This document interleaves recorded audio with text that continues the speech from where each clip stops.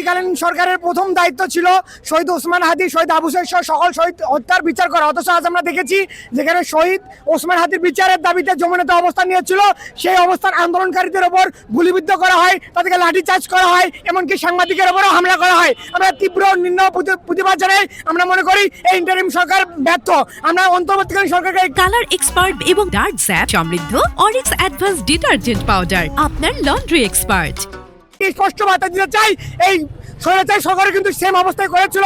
যখন আমরা একটা যৌক্তিক দাবি নিয়ে মাঠে নেমেছিলাম, তারা আন্দোলনকারী লাঠিচার্জ করছিল, গুলিবিদ্ধ করেছিল, তারাও সেম অবস্থায় করলো। তাহলে আসলে স্বৈরাচার এবং তাদের মধ্যে পার্থক্য কোথায়? আমাদের দাবি স্পষ্ট, অনতিবিলম্বে শহীদ ওসমান হাদি হত্যার তদন্ত জাতিসংঘের উপর দিতে হবে এবং যারা আজ আমার ভাইদের উপর হামলা করেছে তাদের বিরুদ্ধে ব্যবস্থা নিতে হবে। অন্তর্বর্তী সরকার কি লুকাতে চাচ্ছে? আমরা চাই হাদি হত্যার বিচার হোক। যদি হাদি হত্যার বিচার না হয় তাহলে বাংলাদেশে আর হাদি জন্মাবে না।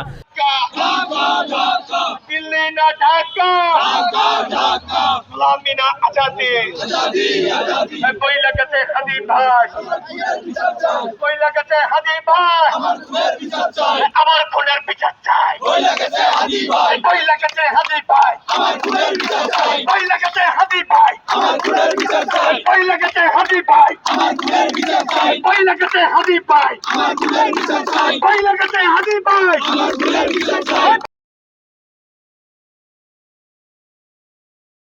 কালার এক্সপার্ট এবং ডার্ক স্যাপ সমৃদ্ধ অরিক্স অ্যাডভান্স ডিটারজেন্ট পাউডার আপনার লন্ড্রি এক্সপার্ট।